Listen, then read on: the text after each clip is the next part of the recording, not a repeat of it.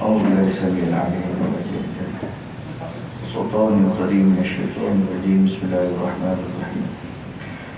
الحمد لله رب العالمين والعاقبة للمتقين. الصلاة والسلام على أشرف الأنبياء والمرسلين سيدنا وحبيبنا وشفيعنا محمد صلى الله عليه وآله وسلم وعلى آله الأطهار وأصحابه الأخيار عدد نعم الله والإفضال. اللهم رب اشرح لي صدري ويسر لي أمري واحلل عقدة من لساني يفقهوا قولي. سبحانك لا علم لنا إلا ما علمتنا إنك أنت العليم الحكيم. ولا حول ولا قوة إلا بالله العلي العظيم. قال الله تعالى في كتابه العزيز بعد أعوذ بالله من الشيطان الرجيم: إن الله وملائكته يصلون على النبي. Sesungguhnya Allah beserta pada malaikatnya berselawat ke atas Nabi. Ya ayyuhalladzina amanu, wahai orang-orang yang beriman, sallu alaihi wa sallimu taslima. Selawatlah kamu ke atas baginda Nabi dan berilah ucapan selamat sejahtera ke atas baginda. Surah Al-Azim, Surah Al-Ahzab ayat ke-56. Tuan-tuan dan puan yang dirahmati oleh Allah sekalian, Assalamualaikum warahmatullahi wabarakatuh. Waalaikumsalam. Yang saya hormati, yang berusaha, Tuan Pengurusi Surau, Cikgu Hamdan, Ahli Jawatan Pengurusi Surau, tuan-tuan dan puan yang dirahmati oleh Allah sekalian, alhamdulillah, syukur kita pada Allah dengan limpah kurnia inayah sayang Allah.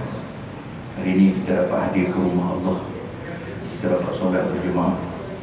Mudah-mudahan amalan solat berjemaah ini menjadi amalan istiqamah, amalan berterusan sehingga kita menghadap Allah. Kalaulah baginda Nabi ada bersama dengan kita, itu tajuk kita malam ni. Kalau kerana baginda, kiranya baginda Nabi ada bersama dengan kita, tentunya kita akan dapat lihat Nabi tidak pernah pun miss untuk hadir ke masjid solat bersama-sama, solat berjemaah. Tuan-tuan dan puan yang dirahmati oleh Allah sekalian, buka di dalam kitab Rahimul Makhdum karangan Safi Rahman Mubarak Furi, kitab sirah, disebut bahawa baginda Nabi tidak pernah pun tinggal solat berjemaah. Sehingga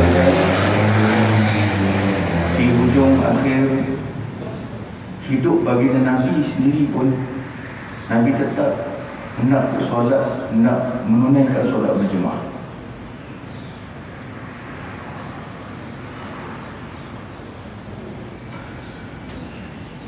Kita tahu tuan-tuan, Nabi lahir selain daripada 12 Rabiul Awal ni, ada pandangan mengatakan 9 Rabiul Awal, ada juga mengatakan 10 Rabiul Awal.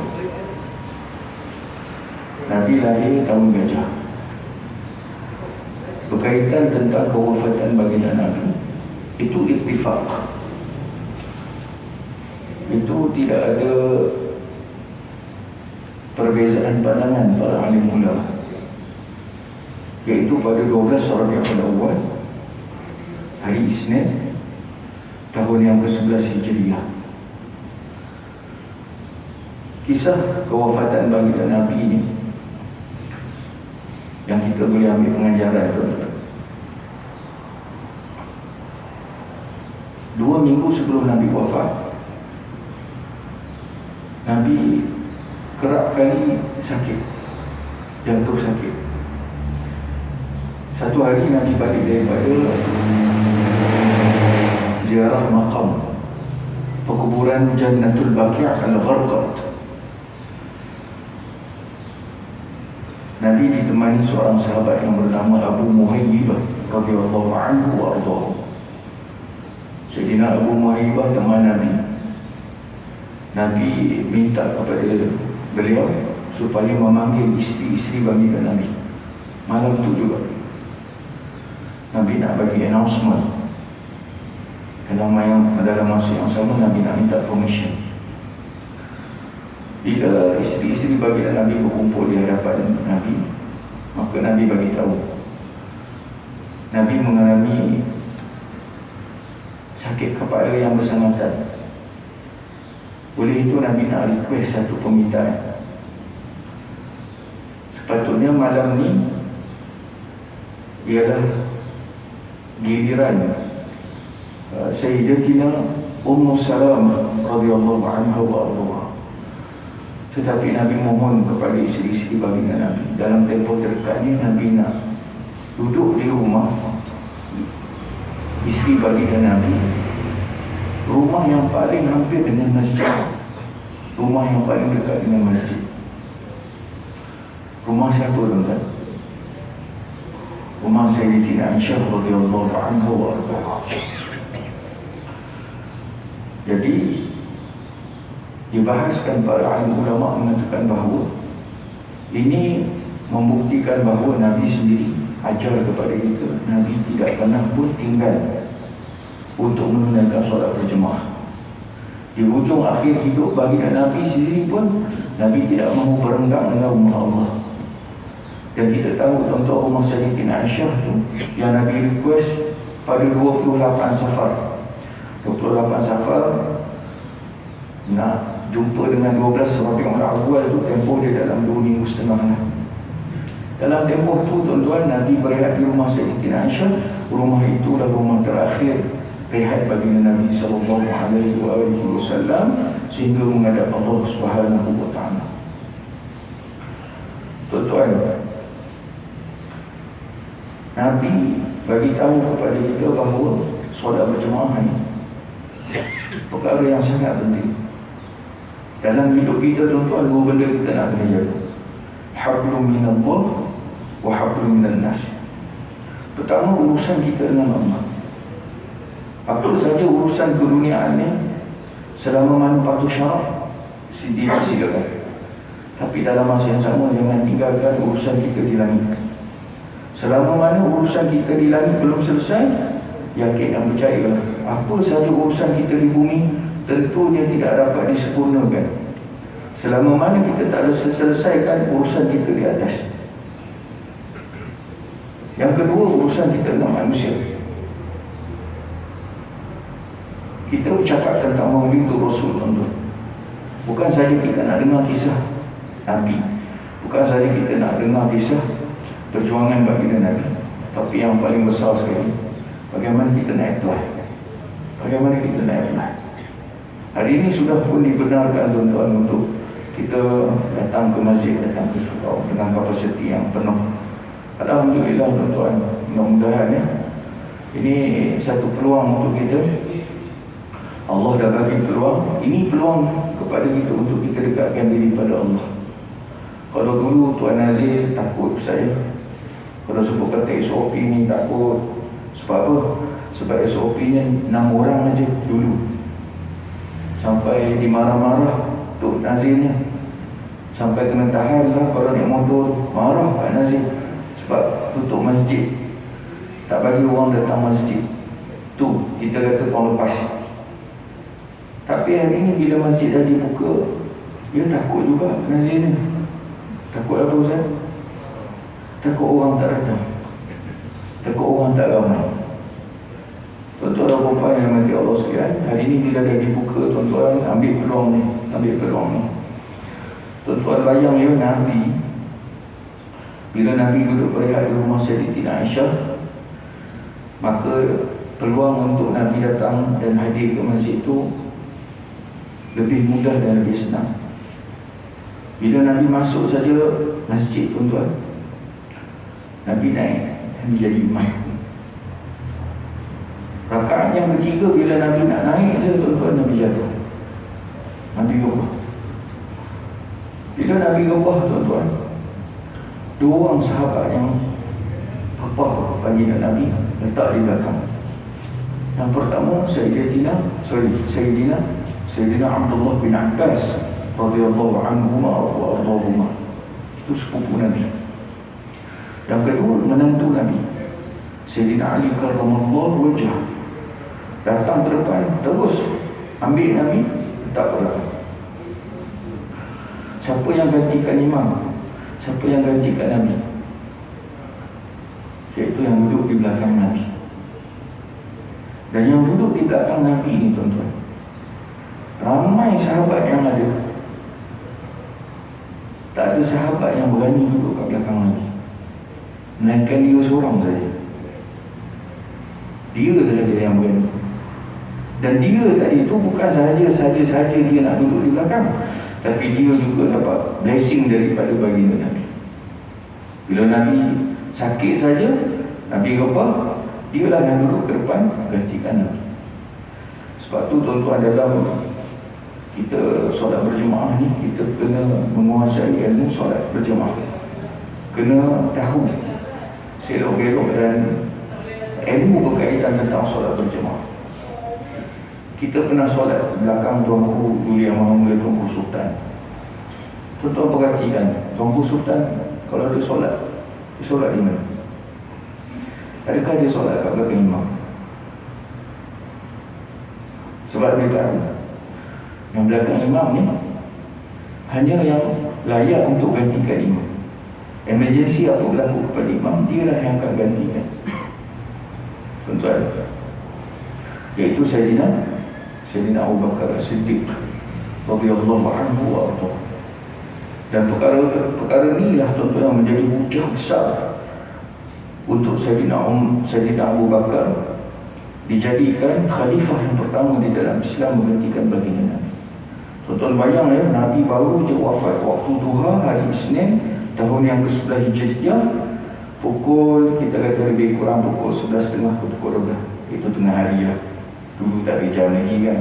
Tapi bila maklumkan waktu Al-Ghada ni, waktu tengah hari, dapat makluman bahawa di Mekah sudah pun dibuat satu muzaharat.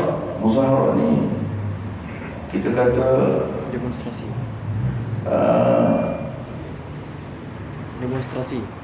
Nak kata demo tu, berkumpul beramai-ramai para sahabat di Mekah, yang kita kata ahli Mekah, untuk mengangkat seorang sahabat bagi menggantikan Nabi SAW, iaitu Sayyidina Abu Talha bin Ubaidillah radhiyallahu anhu wa arda. Abu Talha, Nabi baru dia wafat tuan-tuan pukul 10. Sahabat di Madinah tengah sibuk uruskan jenazah baginda Nabi. Itu pun tengah di dalam majlis syura, di mana yang sesuai untuk Nabi dimakamkan. Takkan nak letak Nabi di Baqi'. Tengah bincang tu dapat maklumat di Mekah dah buat dah satu perancangan nak lantik Sayyidina Abu Talha. Nabi ni tengah, istilahnya sahabat tengah sibuk nak uruskan. Tuan-tuan, apa yang berlaku?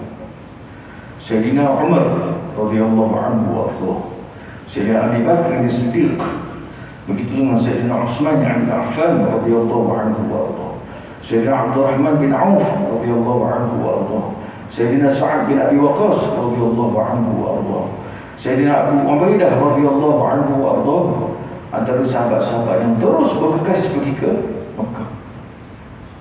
Inilah hujah yang paling besar Syiah mengkafirkan sahabat. Syiah kata apa? Sayyidina Abu Bakar ni kafir, Sayyidina Umar finnar, Sayyidina Umar dalam neraka. Sebab apa?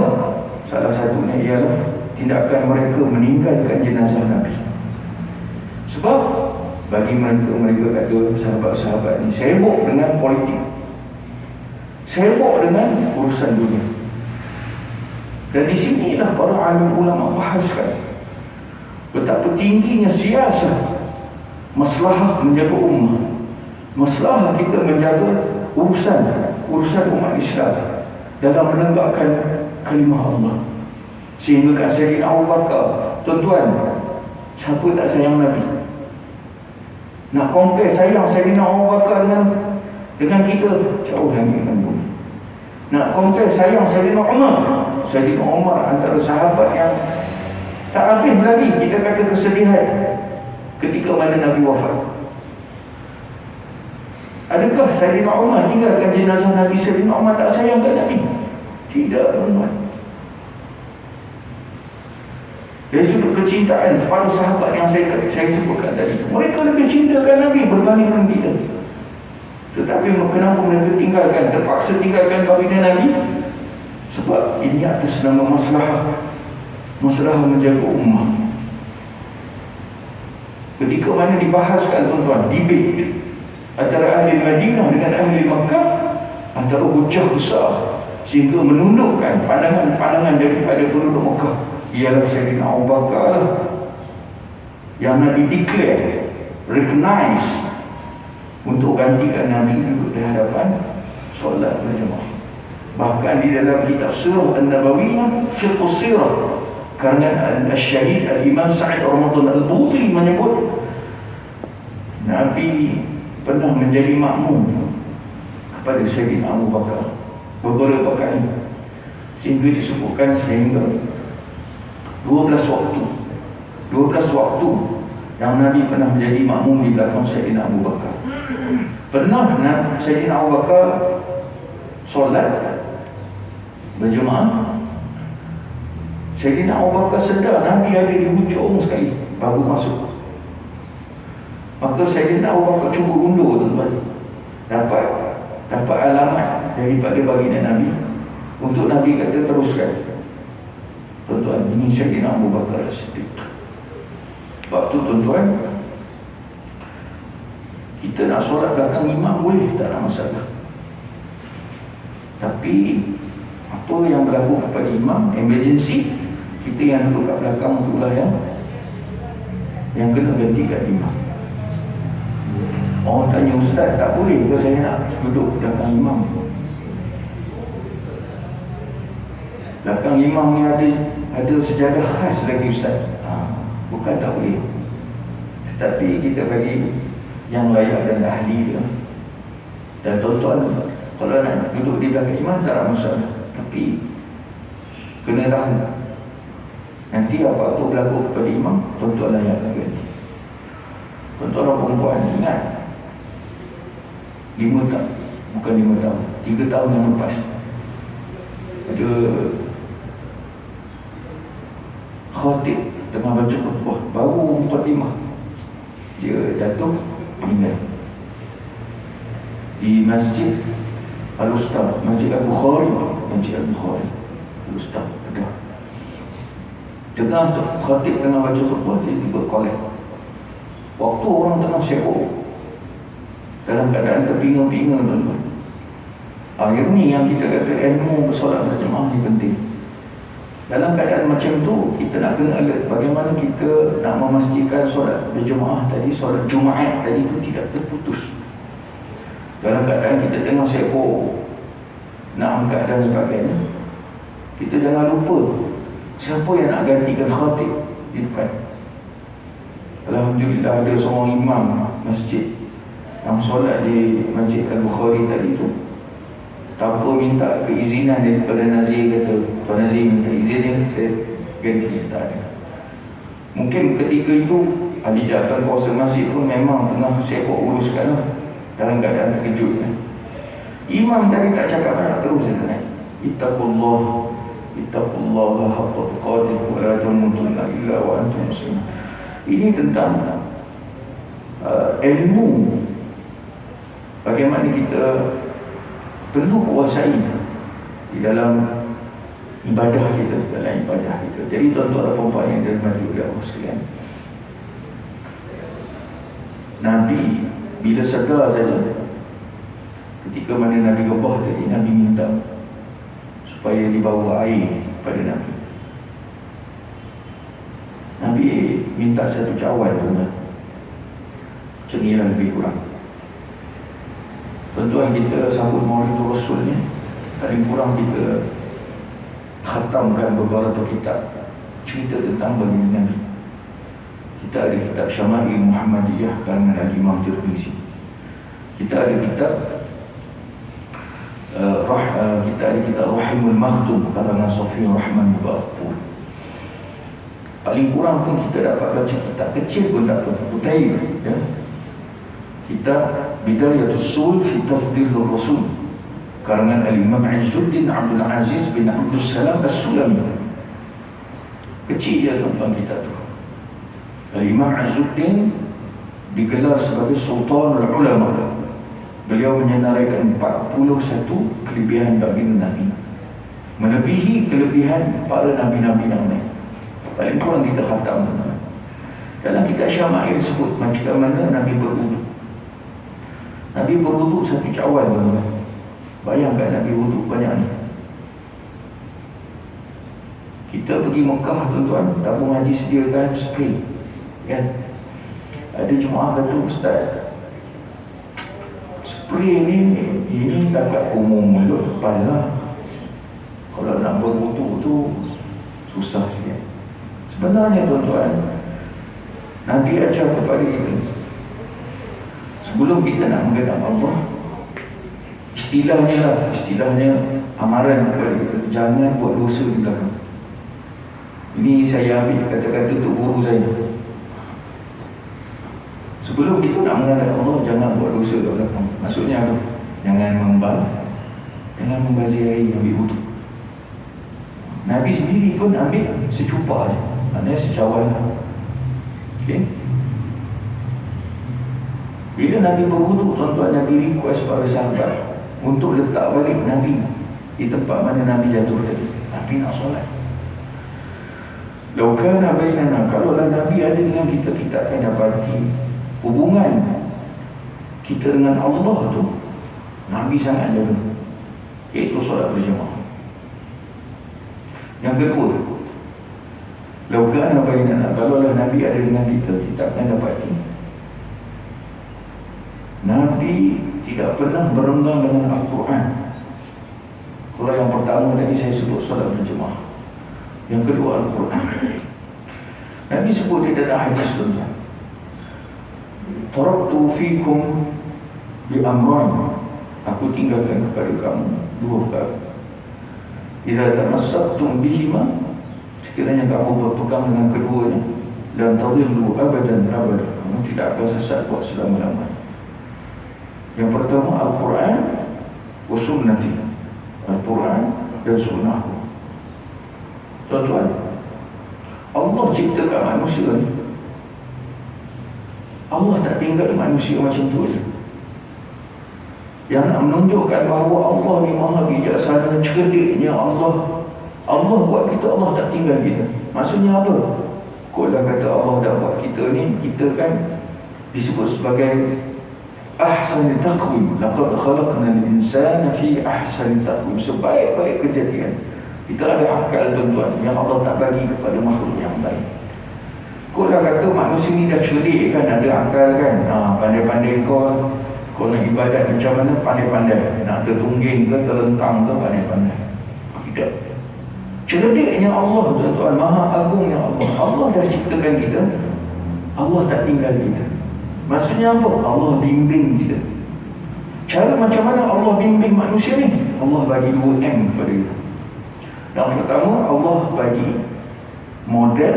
Yang kedua, Allah sediakan modul. 2M. Pertama model, yang kedua modul. Model ni siapa tuan-tuan? Para Nabi-Nabi. Para Nabi-Nabi. Tuan-tuan, dalam Al-Quran Allah cerita tentang syurga tuan-tuan. Sebab apa? Allah nak kita ni jadi ahli syurga. Dalam Al-Quran Allah juga cerita tentang neraka. Supaya apa? Supaya kita ni dijauhkan daripada azab api neraka. Allah juga cerita tokoh-tokoh yang pernah Allah humban dalam neraka. Supaya apa? Supaya kita tak terikut dengan sifat-sifat mereka. Sayangnya Allah kepada kita, Allah cerita ke semua ni di dalam Al-Quran, iaitu contoh-contoh dan tokoh-tokoh ahli syurga Allah.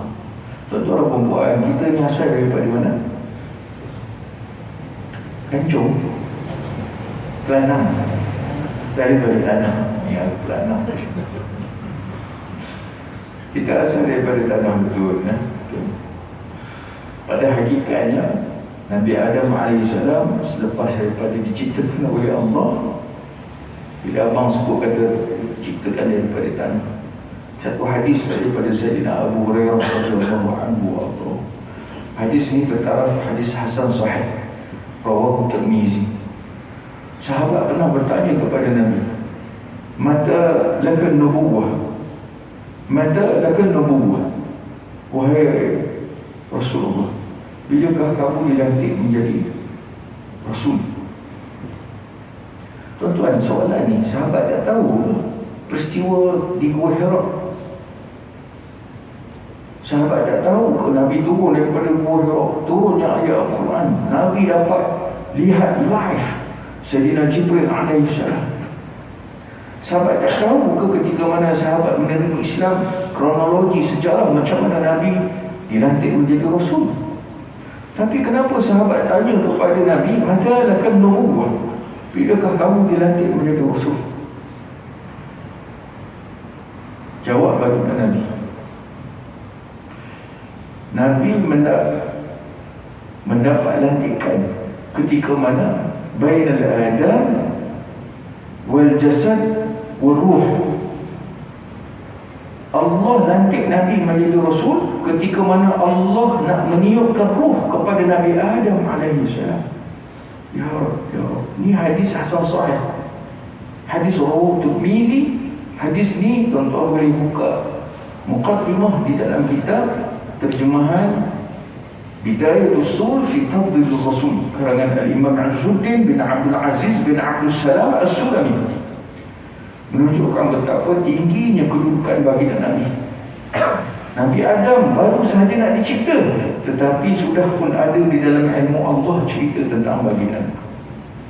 Waktulah memang kita kata layaklah baginda Nabi digelar sebagai Habibullah, kekasih Allah.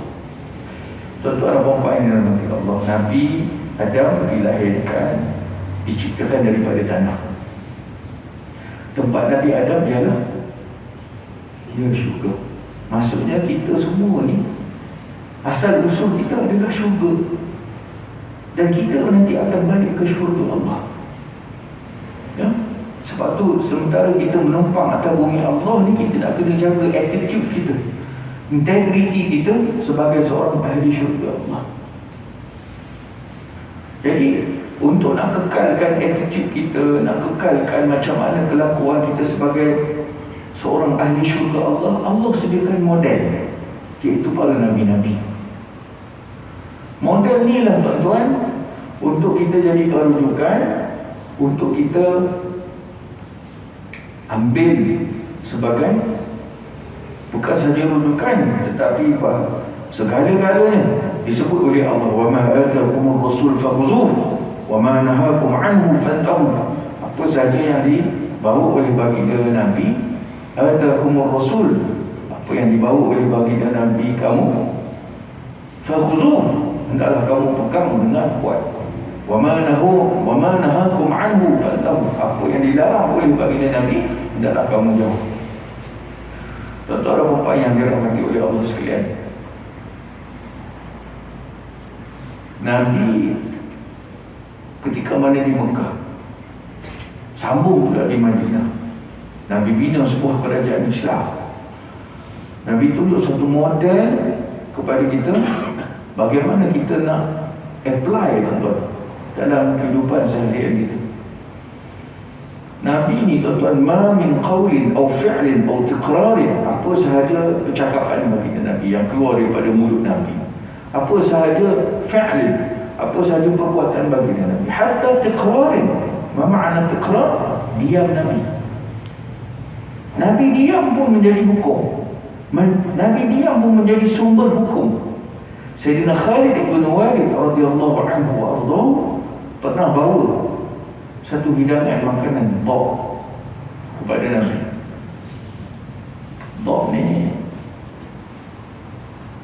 biawak pasir. Terkejut lagi. Dia biawak pasir ni tak sama dengan biawak tempat kita kan. Jangan tuan-tuan lepas ni cari biawak pula. Biawak padang pasir ni dia lain. Selain daripada dijaga makanan dia, iaitu dia makan buah-buah pokok, kemudian dia duduk di sekitar padang pasir. Yang top ni tuan-tuan, banyaklah khasiat. Yang tu PM tepi lah. Itu PM tepi. Ajib tuan-tuan, ajib. Kami di Mesir dulu kawan pernah sembelih tok ni 2 hari tak mati, panjang umur dia. Sembelih tu maksudnya tak cabut kepala lah, maknanya sembelih macam tu masih boleh bergerak, dia panjang umur. Jadi tak apa yang tu kita cerita belakang dia. Tuan-tuan perempuan yang dirahmati oleh Allah, Bob tadi tu bila dihidangkan di hadapan baginda Nabi, Nabi tak makan. Nabi senyum, Nabi kata makanlah, kami tak makan. Jadi diam Nabi tadi tu tuan-tuan, adakah Nabi melarang hukum diharam? Tidak. Adakah Nabi Nabi tak makan hukum dia haram? Tidak. Adakah larang Nabi tak makan tadi itu juga hukum dia makruh dan sebagainya? Itu dibahaskan para sahabat dan tabi'in juga para alim ulama. Nak bagi tahu apa? Diam Nabi juga menjadi sumber hukum tu. Jadi tuan-tuan dan puan yang dirahmati oleh Allah sekalian, kita berhenti terus baik. Berkaitan tentang Al-Quran tuan-tuan, tadi saya sebut 2M. Pertama model, yang kedua modul. M ni, model ni Nabi bagi para Nabi-Nabi untuk kita jadikan panduan. Nabi sebut di dalam hadis, Sallu kama ra'aitumuni usolli. Hendaklah kamu solat sebagaimana aku solat. Persoalan dia, kita pernahkah jumpa baginda Nabi? Tak pernah. Tetapi Alhamdulillah sampai hari ini hadis sampai kepada kita, dijaga oleh para alim ulama, dijaga oleh muhaddisin, dijaga oleh ahli-ahli hadis. Daripada situlah tuan-tuan menjadi rujukan kita. Itu yang pertama. Yang kedua, M yang kedua, modul, iaitu Quran. Itulah yang jadi tatapan harian kita, yang kita pegang, yang selalu kita baca tuan-tuan. Itulah sumber rujukan kita. Al-Imam Muhammad bin Ahmad Al-Tusi Abdul Hamid Al-Ghazali, pengarang kitab Ihya Ulumuddin. Imam Ghazali bagi tahu secara umumnya tuan-tuan, yang boleh saya simpulkan, tanggungjawab kita dengan Al-Quran ada 3M. Tadi 2M, ini 3M. Tuan-tuan janganlah cari dalam kitab Arab tu M-nya duduk kat mana. M tu saya yang simpulkan. Kitab Arab tak ada M ni. Secara keseluruhannya kita Ihya menyebut tanggungjawab kita dengan Al-Quran ada 3M. M yang pertama, tanggungjawab kita adalah membaca Al-Quran. Hari-hari kita membaca kan, rajin hari ni. Manusia hari ni rajin membaca. Baca apa? Itu saya tak jawab lah. Tuan-tuan, macam mana kita rajin baca yang lain, jangan lupa bacaan yang wajib bagi kita. Malu kita nak jawab di akhirat esok tuan-tuan. Yang lain kita boleh baca, tapi yang wajib bagi kita, kita tak baca.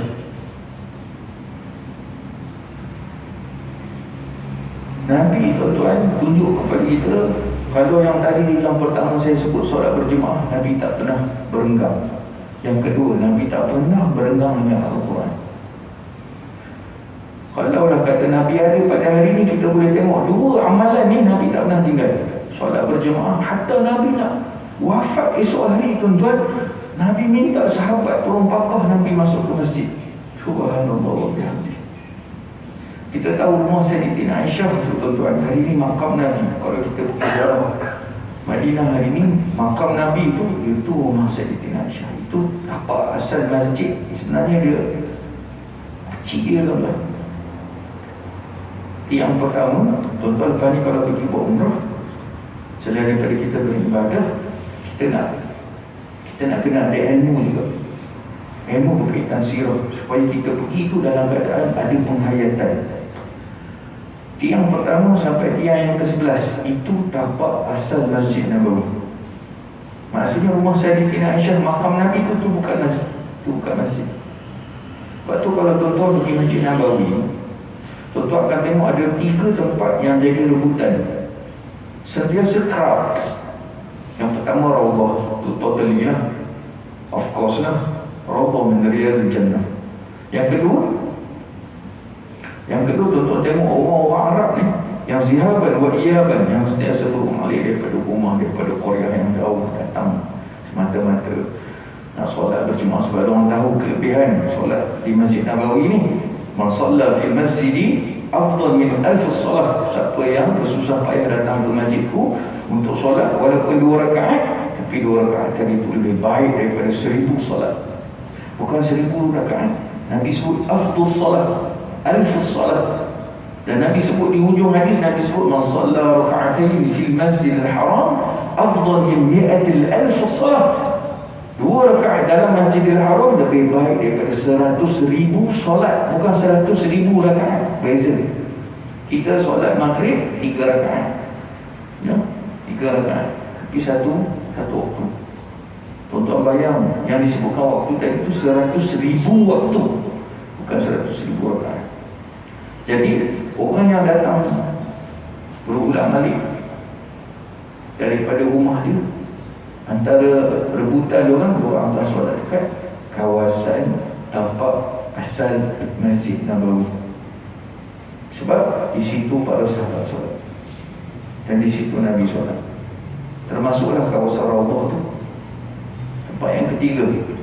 Ini cerita kat tempat. Dan ini kita dapat maklumat Masjidil Haram sudah pun membenarkan untuk solat. Tidak lagi ada penjarakan. Ya, mudah-mudahan kita dapat amalkan sunnah dalam solat berjemaah, iaitu solat dengan rapatkan saf, dengan kita dah pun memenuhi vaksin secara sempurna. Mudah-mudahan tuan-tuan, tempat yang ketiga menjadi rebutan orang yang tahu, ni orang yang tahu. Ni alhamdulillah, malam ni insya-Allah kita termasuk dalam di kalangan orang yang disebut orang yang mengetahui. Tempat yang ketiga ya di belakang makam Nabi, di belakang rumah Sayyidatina Aisyah radhiyallahu anha wa ardaha. Kenapa? Tuan-tuan masuk baru salam, pintu yang pertama. Tuan-tuan akan lalu sampai, tuan-tuan akan jumpa makam Nabi. Assalamualaikum ya Rasulullah, Assalamualaikum ya Nabi Allah, Assalamualaikum Habibullah. Kemudian tuan-tuan akan nampak makam Sayyidina Abi Bakr As-Siddiq dan Sayyidina Umar. Tuan-tuan akan tembus nanti dekat pintu Baqi', Babul Baqi'. Sebab apa? Sebab tuan-tuan keluar saja, tuan-tuan dah nampak tanah perkuburan Jannatul Baqi' Al-Gharqad. Okey, pintu yang kedua. Pintu apa nama dia? Pintunya banyak sangat Ustaz. Saya bawa jemaah tuan-tuan, saya suruh orang ikat plastik beg kasut tu, ingat tiang berapa, nombor berapa. Sebab tiangnya terlalu banyak, kan? Macam mana banyaknya tiang, macam itulah banyaknya pintu. Pintu yang kedua adalah pintu Abi Bakr. Sebab apa nama tuan-tuan? Setiap nama tu, hatta tiang tu pun ada sejarah dia. Tiang yang pernah Nabi bercita-cita nak tangkap jin, nak ikat jin dekat tiang,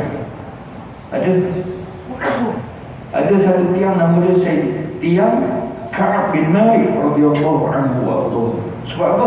Tiang tu lah Ka'ab bin Malik ikat diri dia, tuan-tuan. Sebab terlepas daripada peperangan Hunain, terlupa minta ampun dengan Allah dan Rasul, Nabi minta supaya para sahabat ni boikot dia. Dia punya menyesal, tuan-tuan, diikat diri dia dekat tiang. Satu tiang tu namanya Ka'ab bin Malik. Banyak, tuan-tuan. Saya nak sebut apa? Pintu yang kedua lepas baru salam, iaitu pintu Sayyidina Abi Bakr As-Siddiq. Sebab apa? Sebab pintu tu Sayyidina Abu Bakar, setiap kali masuk masjid, Sayyidina Abu Bakar akan lalu pintu tersebut. Pintu yang kedua ni, kalau tembus, tuan-tuan, sampai di hujung, pintu tu adalah pintu Babul Jibril. Kenapa pintu tu nama Babul Jibril? Pintu Babul Jibril itulah dekat dengan makam Nabi, belakang rumah Sayyidatina Aisyah. Apa synchronize dia? Apa hubungan dia? Belakang rumah Sayyidatina Aisyah adalah penempatan ahli suffah. Ahli Sufa ni hawali 70 nafar, ada 70 orang yang Nabi jaga. 70 orang ni yang datang ke bumi Madinah tanpa sebatang, istilahnya sebatang gara, tak ada apa-apa, adik-beradik tak ada, nak kata harapkan pekerjaan apa semua tak ada. Datang semata-mata nak jumpa dengan Nabi, nak masuk Islam. Lepas tu tak ada, istilahnya tak ada tempat mereka nak bergantung. Jadi Nabi willing nak jaga diorang. Diorang ni 70 orang duduk kat mana? Kat belakang rumah Sayyidatina Aisyah. Sebelah rumah Sayyidatina Aisyah masjid. Betul. Ni kita kata bayangan dimensi dulu. Jadi bila Nabi dekat rumah Sayyidatina Aisyah, kita tahu tuan-tuan, Nabi kalau solat sunat, Nabi suka dan gemar solat bersendirian di rumah. Kadang-kadang sahaja Nabi datang ke masjid. Sebab apa? Nak bagi contoh kepada para sahabat. Kerap kali bila Nabi di rumah Sayyidatina Aisyah, Nabi ambil wuduk, Nabi akan solat di belakang rumah Sayyidatina Aisyah. Sebab apa? Sebab Nabi nak tunjuk kepada para sahabat supaya ikut seperti mana baginda Nabi. Nabi solat tahajud, Nabi tak pergi ke belakang, Nabi kejut seorang-seorang, bangun-bangun solat. Nabi ambil wuduk, sahabat tengok. Nabi bangun pukul 3, contoh. Nabi bangun pukul 4, contoh. Tiba-tiba Nabi dah dekat depan dah siap ambil wuduk solat. Sahabat yang lain pun tak cakap apa, terus ambil wuduk solat. Dalam pengajian dakwah, tuan-tuan, ini dinamakan dakwah bilhal. Tak perlu dengan ucapan, hanya dengan perbuatan dah memadai. Kita umat Islam hari ini, tuan-tuan, kita adalah duta kepada baginda Nabi. Sebab tu waktu mana pengarang kitab La Tahzan, Dr. Aid Al-Qarni, 4 tahun yang lepas datang ke UKM, dia bagi tausiah dalam 40 minit. Qalla wa dalla, walaupun pendek tapi sangat padat. Dia bagi tahu cabaran umat Islam pada hari ini, yang saya boleh berkongsi dengan tuan-tuan. Yang pertama, cabaran kita hari ini ialah kita berhadapan dengan umat Islam yang salah faham tentang Islam. Itu cabaran kita hari ini, adanya ajaran sesat. Sebab apa? Salah faham tentang agama.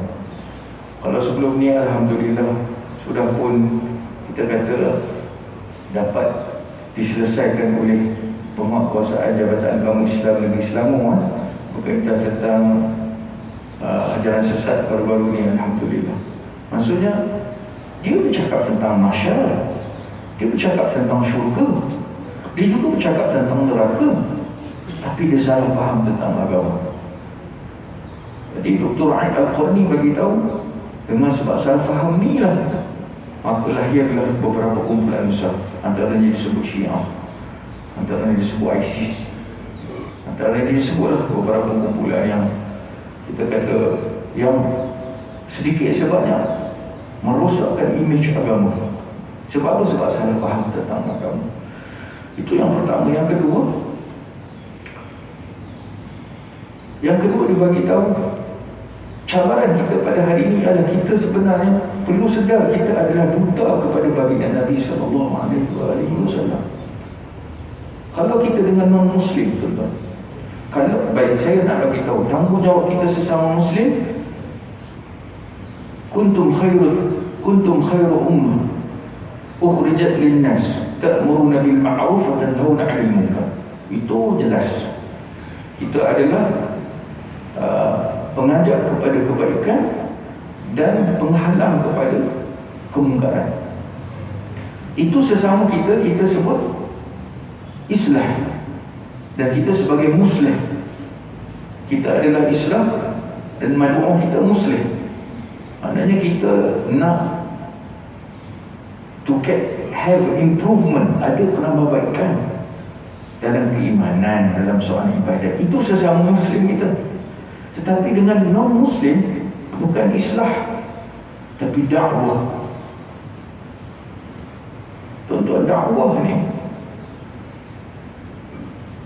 Kalau kita berani macam mana sahabat-sahabat kita yang kita panggil mu'allaf tu, tuan-tuan, kalau boleh buat kerja orang, subhanallah wa bihamdih.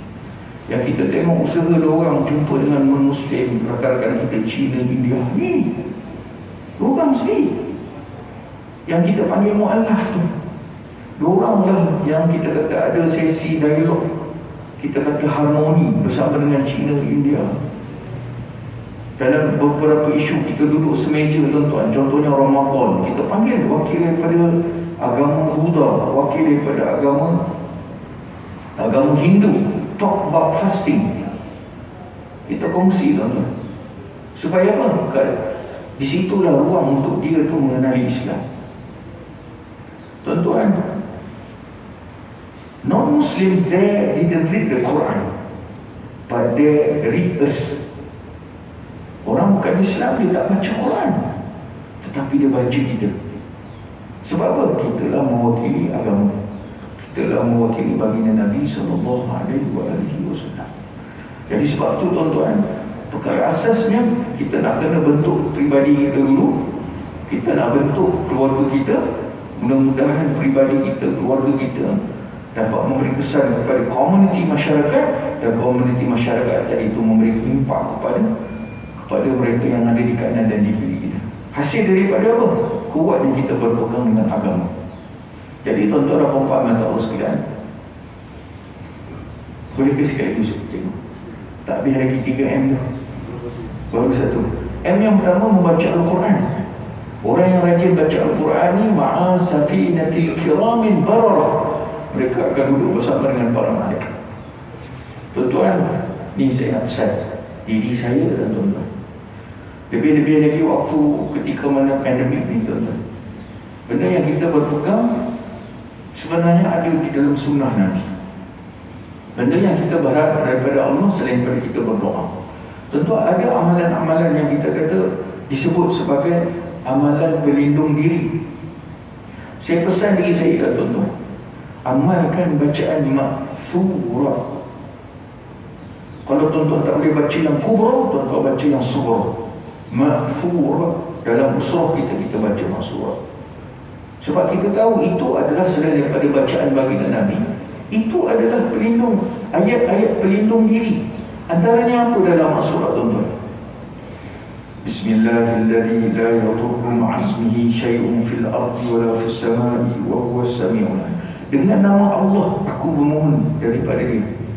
Dengan nama Allah, Bismillahilladzi, dengan nama Allah yang tidak mampu memberi mudarat fil ardi wa la fis sama', yang ada di bumi dan di langit.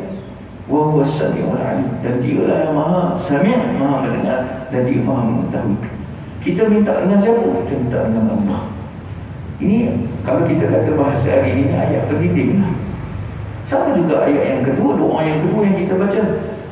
Na'udzu bikalimatillahi tammati min syarri ma khalaq. Aku berlindung dengan tammati min syarri ma khalaq, dengan kalimah-kalimah Allah daripada segala syarri ma khalaq, daripada segala kejahatan makhluknya. Jadi tuan-tuan, bacaan Nabi ini wali fis sabah wa fis sama'. Nabi baca waktu pagi dan Nabi baca waktu petang. Amalkan, tuan-tuan. Ni bukan tunggu pandemik je, tuan-tuan. Ada pandemik ke tak ada pandemik ke, Nabi tetap baca. Nabi tetap baca. Nabi sentiasa baca wirid ni. Cari, tuan-tuan, apa ni ma'thurah. Yang kedua, kita nak cakap tentang apa amalan yang Nabi istiqamah. Okay, yang kedua ni, tuan-tuan boleh buka dalam kitab Sahih Bukhari. Hadis diriwayatkan oleh Sayyidatina Aisyah radhiyallahu anha wa ardhaha.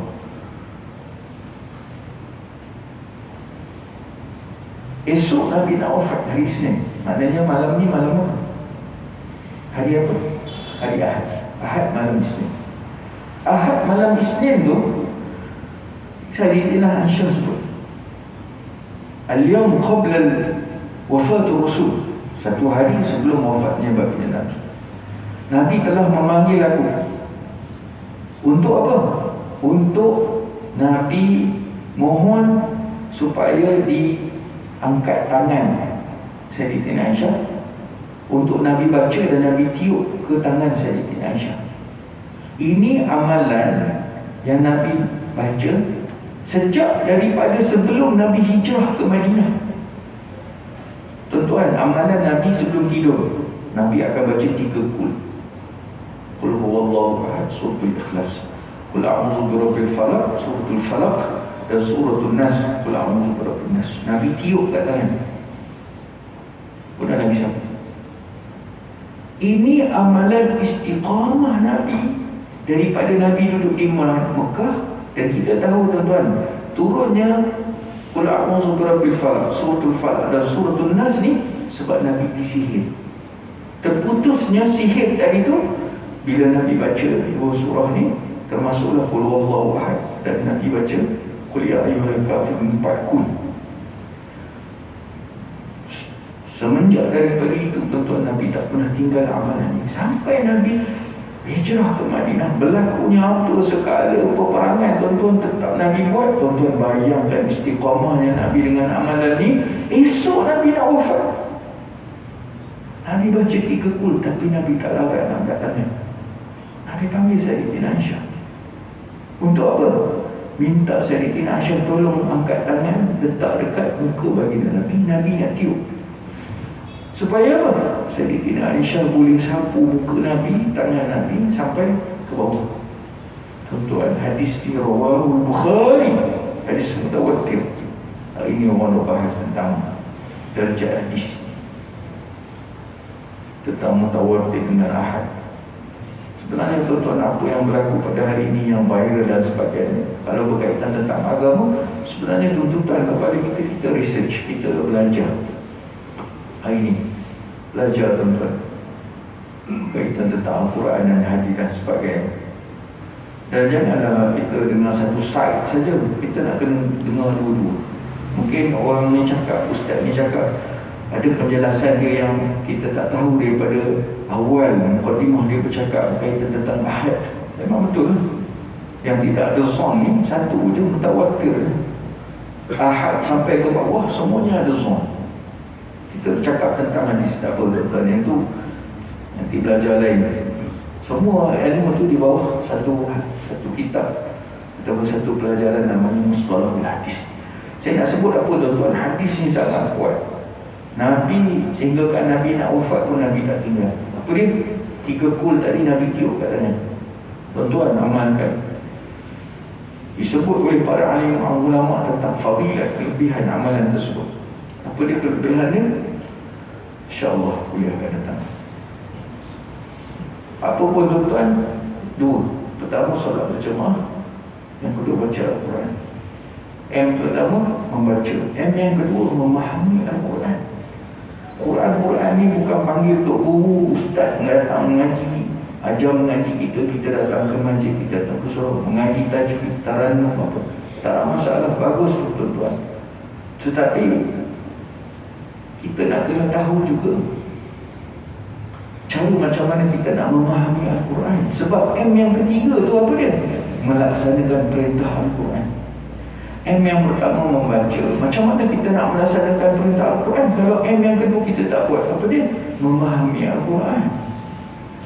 Ilmu Al-Quran ni tuan-tuan, subhanallah wa bihamdih. Sebab tu kalau kita kata ilmu tajwid tadi tu satu part, kita ada satu lagi ilmu berkaitan tentang Al-Quran, iaitu tafsirul Quran.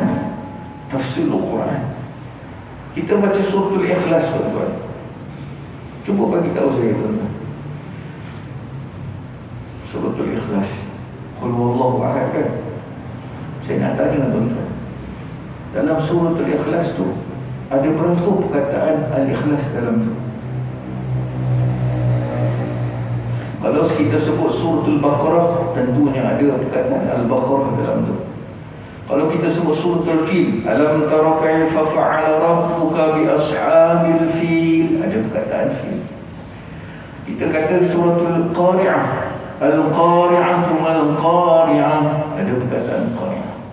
Kita kata surah apa? Suratul Quraisy, li'ilafi Quraisy.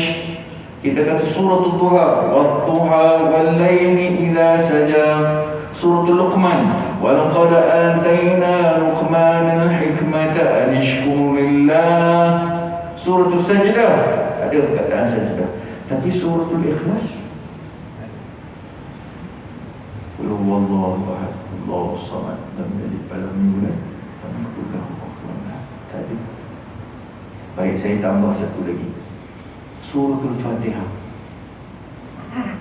Jadi tak perkataan Fatihah dalam. Kau baru nak baca Bismillahirrahmanirrahim. Kenapa tak ada perkataan Ikhlas dan kenapa tak ada suratul Fatihah? Tuan-tuan akan jumpa jawapan ini di dalam pengajian tafsirul Quran.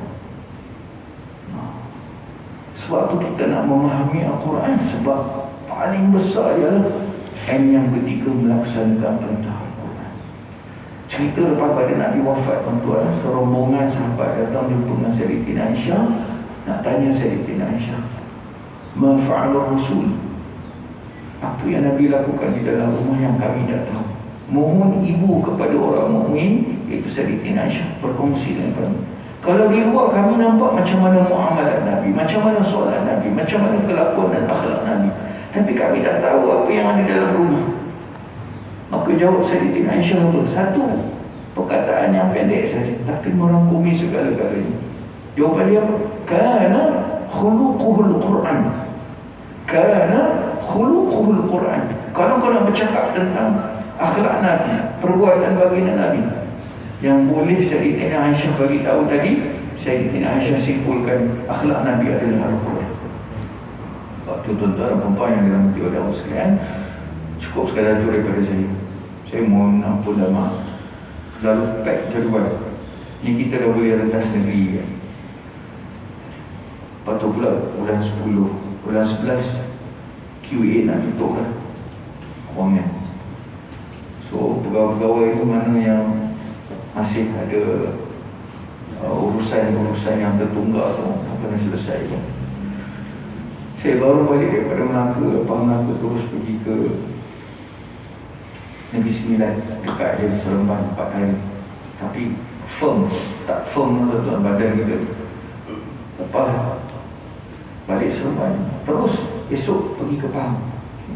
Saya baru balik Pahang. Esok itu jadual pergerakan betul. Belum jadual meeting, kuliah, ceramah. Besok pagi ceramah di Labuan, online lah. Petang flight saya ke Kelantan. Balik Kelantan terus pergi ke Perak. Jadi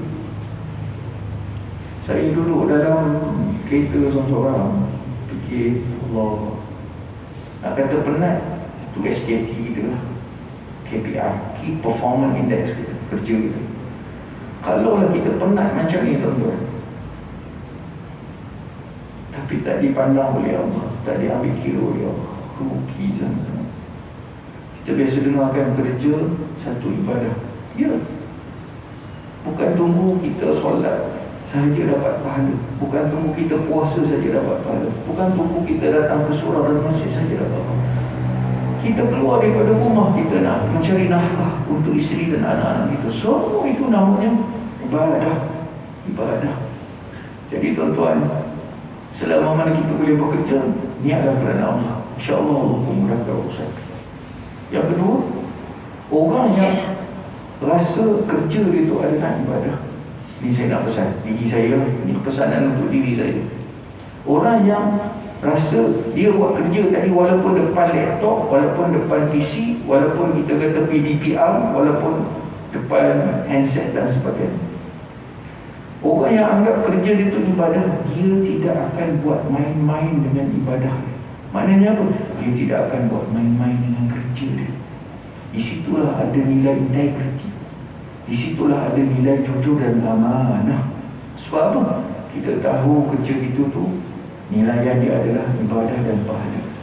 Jadi tuan-tuan dan puan-puan yang sekalian, selama mana kita bekerja, pertama kita ingat ikrar dan janji kita depan Allah. Qul inna salati wa nusuki wa mahyaya wa mamati lillah. Hidup kita, mati kita untuk Allah. Jadi tuan-tuan dan puan-puan yang dirahmati Allah sekalian, mudah-mudahan kita setiap kali sambut Maulid Rasul ni makin bertambah ilmu, bertambah ilmu berkaitan tentang syariat. Yang kedua, bertambah sayang dan rindu kita kepada Nabi SAW. Saya tutup dengan syarah kepada Suratul Ahzab ayat ke-56. Al-Imam Ibn Jarir At-Tabari di dalam kitab beliau Jami'ul Bayan, tuan-tuan, dalam pengajian ilmu tafsir ni sama macam pengajian ilmu hadis. Kitab hadis ni banyak, tapi first ranking kitab hadis kita apa? Sahih Bukhari. Baik, sama juga dengan pengajian kitab tafsir. Kitab tafsir ni banyak, tuan-tuan. Saya sini mengajar kitab tafsir Ibnu Katsir. Di rumah saya ada tafsir Al-Maraghi, ada tafsir Al-Sya'rawi, Al-Imam Mutawalli Sya'rawi. Banyak kitab tafsir ni, tuan-tuan. Tapi first ranking kitab tafsir kita apa? Jami'ul Bayan, karangan Al-Imam Ibn Jarir At-Tabari. Disebut oleh ulama tafsir, kenapa kitab ni jadi keutamaan? Sebab kitab ini banyak diambil daripada pandangan Bahrul Ummah Sayyidina Abdullah bin Abbas radhiyallahu anhu wa waktu mana turunnya suratul Nasr, idza jaa nasrullah wal fath. Sayyidina Umar pernah tanya kepada kanak-kanaknya, iaitu Abdullah bin Abbas, tentang apa tafsiran suratul Nasr, telah turun pertolongan Allah. Maka sahabat yang lain menjawab, Allah sudah pun memberi pertolongan kepada kita, kepada agamanya. Wa ra'aitan nasa yadkhuluna fi dinillahi afwaja. Manusia masuk ke dalam agama berbondong-bondong tanpa ada lagi kita kata peperangan dan sebagainya. Majoriti sahabat cakap macam tu. Maksudnya apa? Allah sendiri bantu kita. Tapi bila ditanya kepada Sayyidina Abdullah bin Abbas, pandangan dia tak sama seperti sahabat yang lain. Apa jawapan Sayyidina Abdullah bin Abbas tentang tafsir ayat ni? Kana wafatuhu taqriban. Sesungguhnya bila turunnya ayat ini menandakan bahawa Nabi sudah pun nak wafat. Sebab tu tafsir Jami'ul Bayan ni tafsir yang disepakati oleh para ahli ulama. Saya nak sebut Al-Imam Ibn Jarir At-Tabari, Imam Tabari. Dia waktu mana mensyarahkan Suratul Ahzab ayat 56, dia kata apa? Tidak ada ayat yang paling unik dalam Al-Quran. Tidak ada ayat perintah yang paling unik di dalam Al-Quran melainkan Suratul Ahzab ayat 56 ni. Sebab apa? Normally selalunya kalau Allah nak perintahkan kita apa-apa directly, Allah akan perintahkan terus. Allah nak perintahkan kita sembahyang, wa aqimus solah, dua perkataan sudah pun diwajibkan untuk kita menunaikan solat. Allah nak perintahkan kita berpuasa, turun ayat Al-Quran, ya ayyuhalladzina amanu kutiba alaikumus shiyam kama kutiba alal ladzina min qablikum la'allakum tattaqun. Sudah pun diwajibkan wajib untuk berpuasa. Begitu dengan zakat dan haji. Tetapi perintah untuk kita berselawat not directly. Maksud tidak terus tadi itu macam mana? Perintah untuk kita berselawat, Allah bagi muqaddimah dulu. Inna Allaha wa malaikatahu yusalluna 'alan nabi. Sesungguhnya Allah serta para malaikat selawat ke atas Nabi. Allahu Akbar. Muqaddimah sebelum Allah nak perintah kita selawat tu, Allah mulakan daripada diri Allah sendiri. Allah bagi tahu bahawa Allah dan para malaikat selawat ke atas Nabi. Subhanallah wa bihamdih. Barulah ayat perintah untuk selawat. Ya ayyuhalladzina amanu sallu, wahai orang-orang beriman selawatlah. Memadailah disebut oleh Al-Imam Ibn Jarir At-Tabari betapa tingginya martabat dan kedudukan baginda Nabi sehingga Allah dengan malaikat sendiri berselawat ke atas baginda. Cuma tinggal lagi selawat Allah dan para malaikat tidak sama seperti selawat kita. Selawat sama juga, tetapi selawat tadi itu dengan Allah turun ke rahmat kasih sayang Allah kepada baginda Nabi. Malaikat pun sama turut berselawat ke atas baginda Nabi. Maka kita pun berselawat. Itu pun ada perbezaan pandangan. Sama ada Allah dan para malaikat selawat exactly macam mana kita selawat hari ini. Allahumma salli ala Muhammad wa ala ali Muhammad kama sallaita ala Ibrahim wa ala ali Ibrahim wa barik ala Muhammad wa ala ali Muhammad wa barik ala Ibrahim wa ala ali Ibrahim fil alamin innaka Hamidum Majid. Panjang perbahasan. Yang penting Allah bagi tahu, Allah berselawat kepada Nabi, para malaikat juga turut berselawat, maka Allah perintahkan kita berselawat. Banyakkan selawat, banyakkan selawat. Mudah-mudahan kita di akhirat esok kita dapat berkumpul. Paling kurang pun Nabi kenal kita. Paling kurang Nabi kenal kita. Dengan sebab apa Nabi kenal? Dengan aktsaru bis-shalawat, dengan banyak berselawat. Orang yang banyak selawat ni tak payah tunggu akhirat tuan-tuan. Atas dunia pun Tuhan tunjuk. Tapi jangan salah niat ya. Kena betulkan niat. Ada amalan-amalan yang boleh kita buat dengan amalan tersebut dapat jumpa dengan Nabi. Saya nak bagi tahu tuan-tuan, tak payah buru amalan tersebut. Kalau tuan-tuan rajin selawat ke atas Nabi, exactly saya boleh beritahu. Sebab orang yang banyak selawat kat Nabi, yang Nabi rapatnya, yang Nabi rapatnya. Tuan-tuan biasa tengok tak satu video pendek yang orang duk viral tentang Sultan Ahmad Pasha.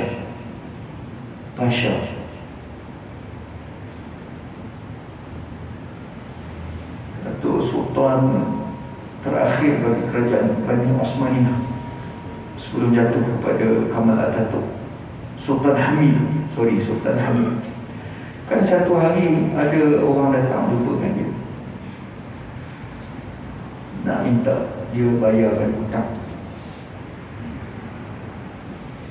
Jadi pembantu dia kata, mana mungkin Tuanku Sultan ada hutang dengan orang-orang ni. Dia kata ada. Maka dia pun panggil orang tu menghadap dengan Tuanku Sultan. Tuanku Sultan kata, wahai anak, cerita. Dia bagi tahu, tuan-tuan, ini bukan dalam hadis tuan-tuan, tetapi amalan-amalan salafus soleh dan mutawatir yang kata daripada mulut ke mulut dan ma'ruf benda ni. Dia bagi tahu semalam dalam keadaan kebingungan, dia dibebani hutang yang bersangatan. Doa kepada Allah.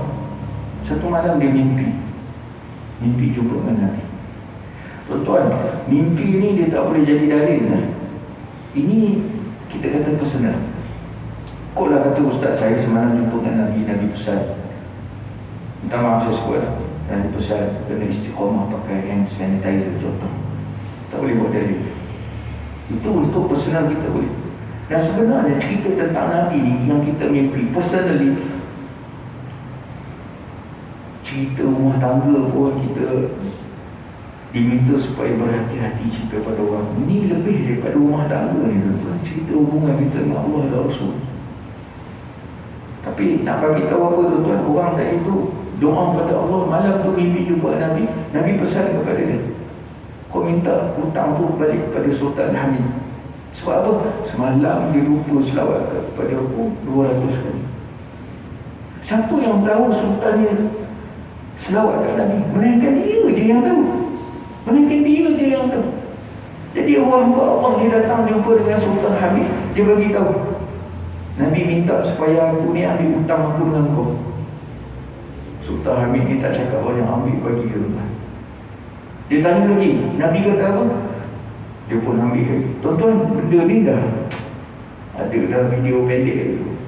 Saya nak bagi tahu apa tuan-tuan, kalau tuan-tuan banyak selawat ke atas Nabi, sebenarnya faedah dia tak lalu banyak. Allah memudahkan urusan kita macam-macam tuan-tuan. Dan disebut oleh guru kami Fadilatul Syekh Dr. Ali Jumaah, mantan mufti Mesir yang lalu. Dia beritahu manusia yang paling untung atas dunia ni ialah Orang yang sebelum berlakunya kiamat, hancur langit bumi, sebelum berlakunya mahsyar, dia nak jumpa dengan Nabi. Orang yang paling untung ialah atas dunia lagi dia dah boleh jumpa dengan Nabi, iaitu mimpi jumpa dengan Nabi. Saya nak bagi tahu sebenarnya turut dia terlalu banyak, tapi apa dia amalan utama dia? Banyakkan selawat atas Nabi, berpegang teguh dengan ajaran Nabi, teruskan dengan amalan-amalan sunnah besar ni, iaitu datang ke masjid, datang ke solat berjemaah, dan yang keduanya menuntut ilmu Allah. Sallallahu alaihi wasallam Muhammad wa ala alihi wa sahbihi wa baraka wa sallam. Walhamdulillahi rabbil alamin. Bismillahirrahmanirrahim. Allahumma inna faqihna fid din wa'alimna bit-ta'wil wahdina ila siratal mustaqim. Ya Allah, ya Tuhan kami yang pula dosa kami, ya Allah, pula dosa isteri, suami dan anak-anak kami, ya Allah. Jadikanlah kami keluarga yang soleh, jadikanlah kami komuniti masyarakat yang soleh. Allahumma amitna bi husnil khatimah. Ya Allah, ya Tuhan kami, sekiranya sampai waktu dan masa ajal kami, mohon daripada-Mu, ya Allah, matikanlah kami dalam keadaan sebaik-baik kematian. Wala takhtim alaina bisu'il khatimah. Jangan kau matikan kami dalam keadaan seburuk-buruk kematian. Allahumma inna na'udzubika minal baras wal junun wal juzam wa min sayyi'il asqam. Allahumma asrif 'anna al-bala' wal waba' wal marad. Allahumma asrif 'anna al-bala' wal waba' wal marad. Wa sallallahu ala sayyidina Muhammad wa ala alihi wa sahbihi wa baraka wa sallam. Walhamdulillahi rabbil alamin.